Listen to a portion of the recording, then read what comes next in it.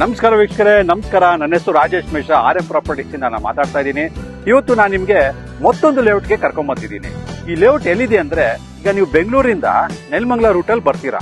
ನೆಲಮಂಗಲ ಹತ್ರ ಬಂದ ತಕ್ಷಣನೇ ನೀವು ಚಿಕ್ಕಮಧುರೈ ರೋಡ್ ಅಂತ ಇದೆಯಲ್ಲ, ಚಿಕ್ಕಮಧುರೈ ರೋಡ್ಗೆ ನೀವು ಎಂಟ್ರಿ ಹೊಡ್ತೀರಾ. ಹಾಗೆ ಬರ್ತಾ ಇದ್ದಂಗೆನೆ ನಿಮಗೆ ರೈಲ್ವೆ ಗೋಳಳ್ಳಿ ಅಂತ ಸಿಗತ್ತೆ. ಅಲ್ಲಿ ಫೇಮಸ್ ಆಂಜನೇಯ ದೇವಸ್ಥಾನ ಕೂಡ ಇದೆ, ನಿಮ್ಗೆ ಗೊತ್ತಿರಬೇಕು. ಅಲ್ಲಿಂದ ಕೇವಲ 2 ಕಿಲೋಮೀಟರ್ ದೂರದಲ್ಲಿ ಯಾಗ್ನಹಳ್ಳಿ ಅಂತ ಒಂದು ಊರಿದೆ. ಅಂದ್ರೆ ಇದು ಒಂದು ಸೆಂಟ್ರಲ್ ಲೊಕೇಶನ್. ಇದು ನೀವೇ ನೋಡ್ತಾ ಇದ್ದೀರಾ, ಮೇನ್ ರೋಡ್ ಕೂಡ ಇಲ್ಲೇ ಇದೆ. ಮೇನ್ ರೋಡ್ ಪಕ್ಕದಲ್ಲೇ ಇರುವಂತದ್ದು ಈ ಪ್ರಾಜೆಕ್ಟ್. ಬಹಳ ಚೆನ್ನಾಗಿದೆ ಪ್ರಾಜೆಕ್ಟ್. ವೀಕ್ಷಕರೇ, ಈಗ ನೀವು ನಮ್ಮ ಈ ಯಾಗ್ನಹಳ್ಳಿ ಲೇಔಟ್ ನೋಡಿ. ಈಗ ಡೆವಲಪ್ಮೆಂಟ್ ಎಲ್ಲ ಮಾಡ್ತಿದ್ದೀವಿ, ಆಗ್ಲೇ ಲೇಔಟ್ಸ್ ಎಲ್ಲ ಫಾರ್ಮೇಶನ್ ಮಾಡ್ತಾ ಇದೀವಿ. ಆಮೇಲೆ ಇಲ್ಲಿ ನಿಮ್ಗೆ 30-20, 30-40 ಡೈಮೆನ್ಷನ್ ಸೈಟ್ಸ್ ಲಭ್ಯವಿದೆ. ಕಡಿಮೆ ಬೆಲೆಯಲ್ಲಿ, ನೀವು ಅನ್ಕೊಂಡಿರಲ್ಲ, ಬಹಳ ಕಡಿಮೆ ಬೆಲೆಯಲ್ಲಿ ನಿಮ್ಗೆ ಇಲ್ಲೊಂದು ಸೈಟ್ ಸಿಗತ್ತೆ. ಆಮೇಲೆ ರಿಜಿಸ್ಟ್ರೇಷನ್ ಕೂಡ ಆಗುತ್ತೆ, ನಿಮ್ಗೆ ಯಾವ ತರ ತೊಂದರೆ ಆಗೋದಿಲ್ಲ. ಯಾಕಂದ್ರೆ ಈಗ ಏನಾಗ್ತದೆ, ಎಷ್ಟು ಜನ ಹೇಳ್ತಾರೆ ಸೈಟ್ ಕೊಟ್ಬಿಡ್ತಾರೆ, ರಿಜಿಸ್ಟ್ರೇಷನ್ ಆಗಲ್ಲ. ಖಂಡಿತ ಹಾಗೆ ಆಗುತ್ತೆ, ಅದ್ರ ಬಗ್ಗೆ ತಲೆ ಕೆಡ್ಸ್ಕೊಂಬೇಡಿ.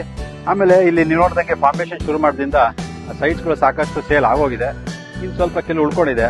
ಸೊ ನೀವು ತೆರೆ ಮೇಲೆ ನಂಬರ್ ನೋಡ್ಕೊಂಡು ಕಾಲ್ ಮಾಡಿದ್ರೆ ನಿಮ್ಗೆ ಹೆಚ್ಚಿನ ಮಾಹಿತಿ ನಾವು ಕೊಡ್ತಾ ಹೋಗ್ತೀವಿ.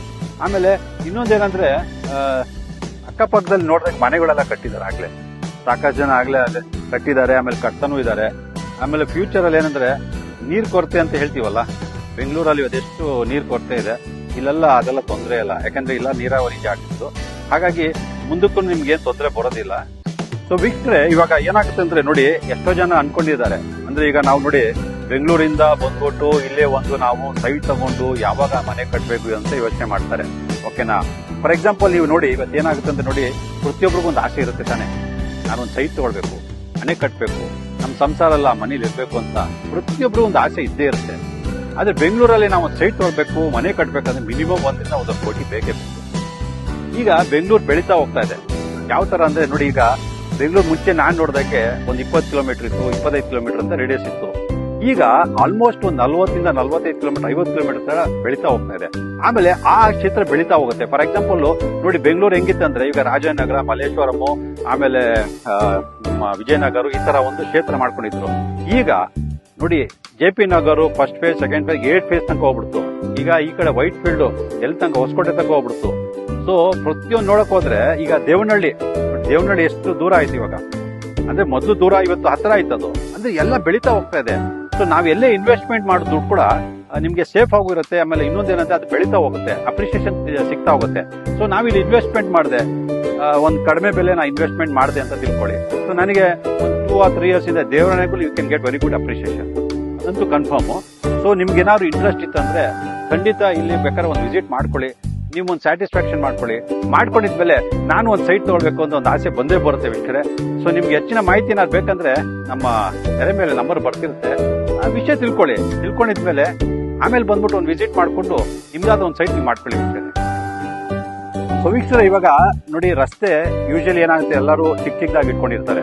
ಆದ್ರೆ ನೀವು ನೋಡಿದಾಗ ಇಲ್ಲಿ 30 ಫೀಟ್ ರೋಡ್ ಇದೆ, ಆಮೇಲೆ ಇಲ್ಲಿ 40 ಫೀಟ್ ರೋಡ್ ಕೂಡ ಇದೆ, ಇಲ್ಲಿ connecting to the main road actually. So road wise ನೀವು ಚೆಕ್ ಮಾಡಿದಾಗ ಬಹಳ ದೊಡ್ಡದಾಗಿ ಅಗಲವಾಗಿ ಮಾಡಿದ್ದಾರೆ, ಡ್ರೈನೇಜ್ ಸಿಸ್ಟಮ್ ಮಾಡಿದ್ದಾರೆ, ಪ್ರತಿಯೊಂದು ಎಲ್ಲ ರೆಡಿ ಆಗಿದೆ ವೀಕ್ಷಕರೇ. ಸೊ ನೀವು ನಾಳೆನೇ ಸೈಟ್ ತಗೊಂಡು ನೀವು ಮನೇನು ಕಟ್ಬೋದು, ಇಟ್ಸ್ ಅನ್ ಅಡ್ವಾಂಟೇಜ್. ಸೊ ತಡ ಮಾಡಬೇಡಿ.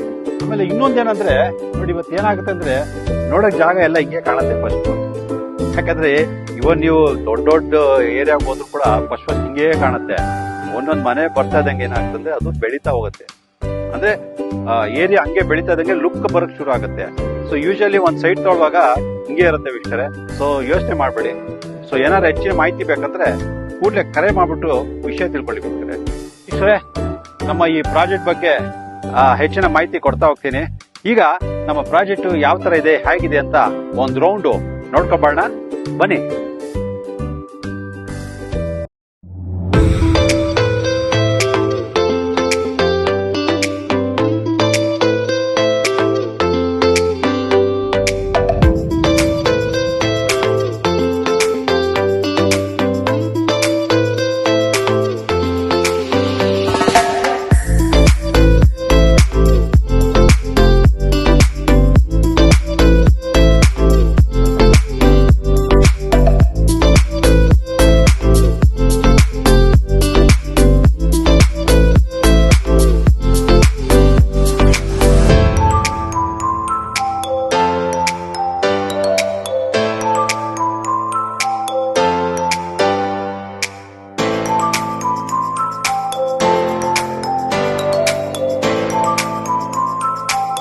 ಲೇಔಟ್ ನೋಡ್ಕೊಂಡ್ ಬಂದ್ಮೇಲೆ ನಿಮ್ ಮನ್ಸಲ್ಲಿ ಬಂದಿರ್ಬೇಕಲ್ಲ, ನಾನು ಒಂದು ಸೈಟ್ ತೊಗೊಳ್ಬೇಕು, ಮನೆ ಕಟ್ಟಬೇಕು ಅಂತ.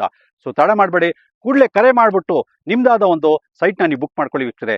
ಸೊ ಇಲ್ಲಿವರೆಗೂ ತ್ಯಾಗನಹಳ್ಳಿ ಪ್ರಾಜೆಕ್ಟ್ ಬಗ್ಗೆ ಮಾಹಿತಿ ಕೊಡ್ತಾ ಹೋದೆ, ಇನ್ನು ಮುಂದೆ ಕೊಡ್ತಾನು ಹೋಗ್ತೀನಿ. ಸೊ ನೆಕ್ಸ್ಟ್ ಒಂದು ಪ್ರಾಜೆಕ್ಟ್ ಇದೆ ನಮ್ದು ಕಣ್ಮಂಗ್ಲ, ಅಂದ್ರೆ ಪಸಿಫಿಕ್ ಅಂತ. ಆ ಪ್ರಾಜೆಕ್ಟ್ ಬಗ್ಗೆ ಮಾಹಿತಿ ಕೊಡ್ತಾ ಹೋಗ್ತೀನಿ ವೀಕ್ಷಕರೇ. ಸೊ ಇಲ್ಲಿವರೆಗೂ ನಾನು ಹೇಳಿದ್ದೆಲ್ಲ ಕಾರ್ಯಕ್ರಮ ಮುಕ್ತಾಯ ಆಯ್ತು. ಸೊ ನಮಸ್ಕಾರ ವೀಕ್ಷಕರೇ.